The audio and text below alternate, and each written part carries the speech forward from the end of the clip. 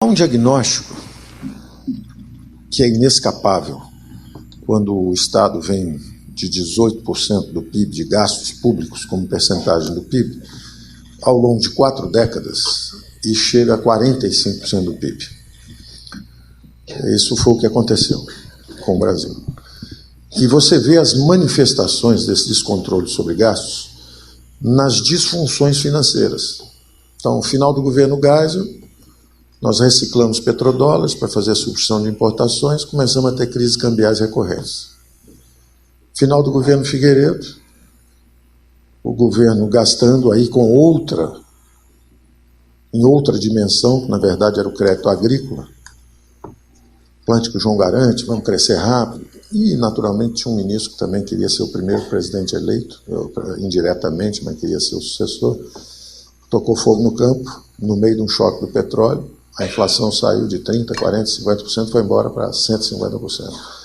Então, na verdade, um equívoco que acabou sendo embaraçoso até para os próprios militares, que tinham feito um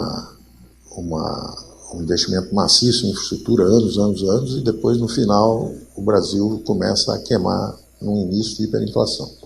Entram os civis e começam a se perder também, congelam preços, congelam ativos, e o Estado continua gastando. Os gastos do governo crescem ininterruptamente 4 décadas. Não houve um presidente que conseguisse segurar isso. Era um absoluto descontrole sobre essas contas públicas.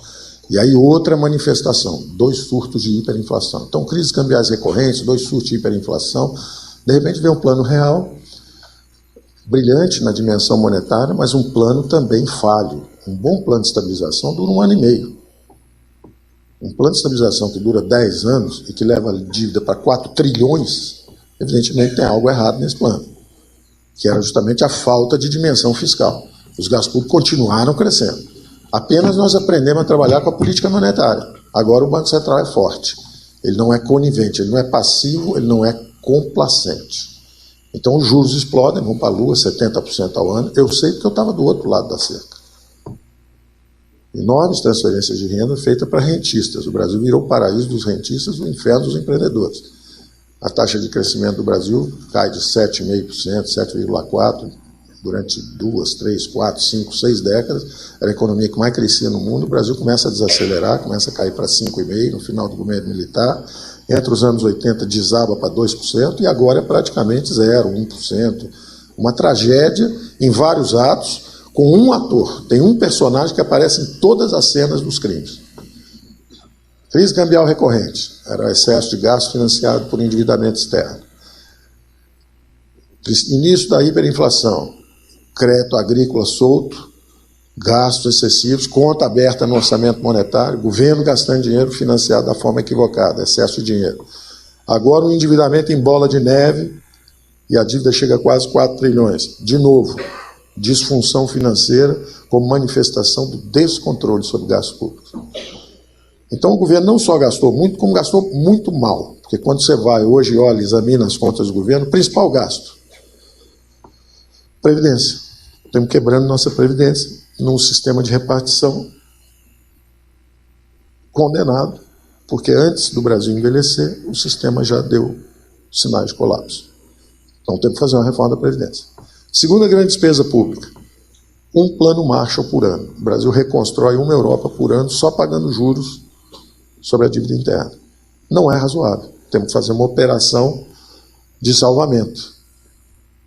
Porque o Estado está gastando mal. Está gastando muito com um sistema previdenciário que vai quebrar e é uma fábrica de desigualdades, promove privilégios, transfere renda de pobre para quem tem mais recursos.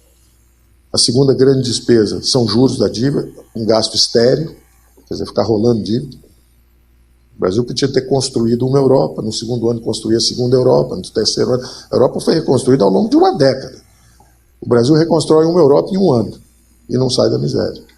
Então tem algo errado nessa estrutura de gasto. Não só gasta muito, como gasta mal.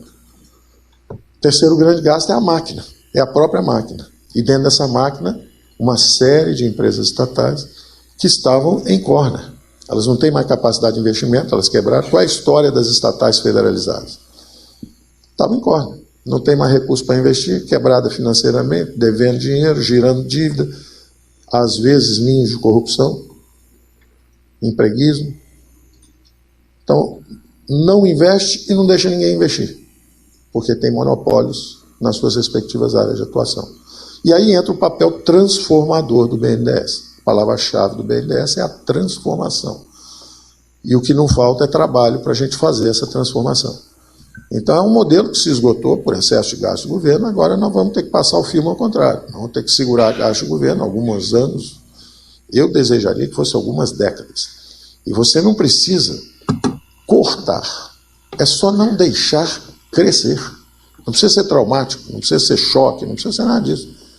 É só exercer o controle. Você trava isso um pouco, deixa o Brasil crescer um pouco na outra ponta. Nós fizemos o crowding out. E é perfeitamente natural também, porque a tese é muito simples, é uma transição incompleta. No regime militar, nós fizemos a infraestrutura brasileira. Telebrás, Eletrobras, Siderbras, Portobras, Nuclebras, fizemos uma infraestrutura brasileira. Quando você faz a redemocratização, é natural, são as demandas naturais de uma democracia emergente. Olha aí, pessoal, vamos gastar um pouco mais com saúde e educação, em vez de gastar com chapa de aço. Lembra que o Brasil fazia chapa de aço, CSN, Cosipa, não sei o que, os Minas, era tudo o Brasil. O governo brasileiro fazia aço, fazia tudo. Então, é uma mudança de modelo.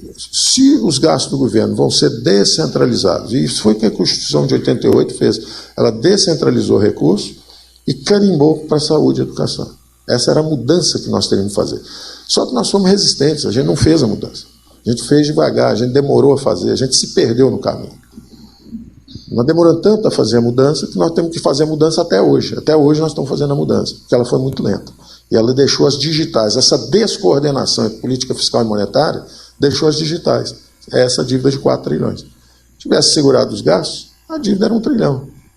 Agora, como você quis combater a inflação sem o controle de gastos, os juros ficaram na lua. Qualquer pessoa que conhece finanças conhece o poder dos juros compostos. O poder dos juros compostos. O negócio sai de controle muito rápido.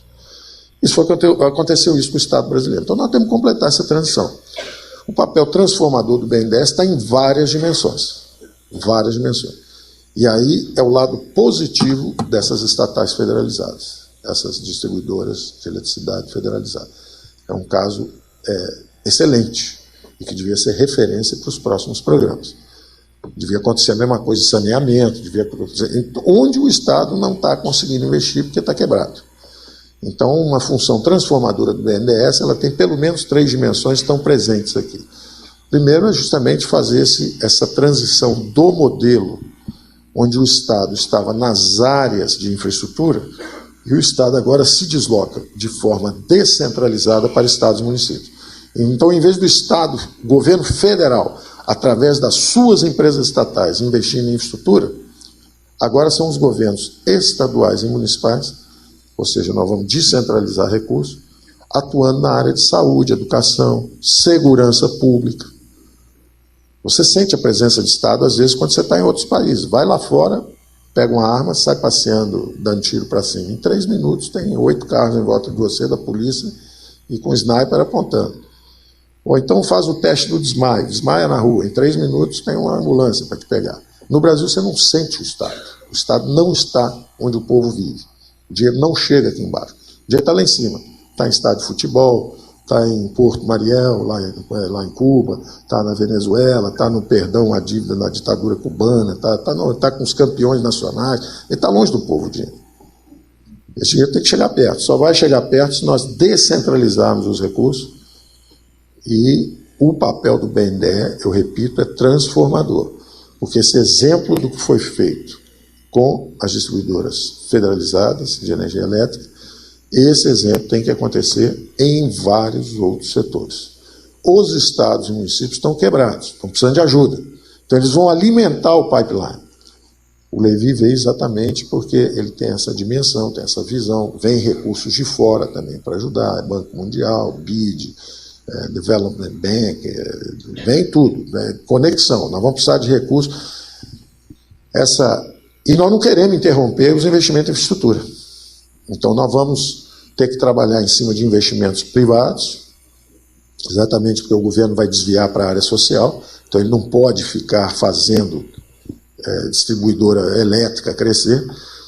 Está provada a capacidade de transformação quando o setor privado entra. Então está aí o Botelho, está aí a Equatorial com o Firmino. Quer dizer, os caras estão mostrando que gerem melhor esses recursos sem interferência política, olhando o mercado. São exemplos extraordinários de transformação. Todos os exemplos estão aqui. Era a 26ª, passou a ser a 12ª, era a 35ª, virou a 9ª. Quer dizer, as empresas performaram melhor, investem mais, não tem corrupção, não estão longe da influência. Quer dizer, não estão alimentando a velha política. Porque nós temos que pensar também que a velha política morreu. Nós não sabemos ainda qual é a nova, mas nós já sabemos que a velha política morreu.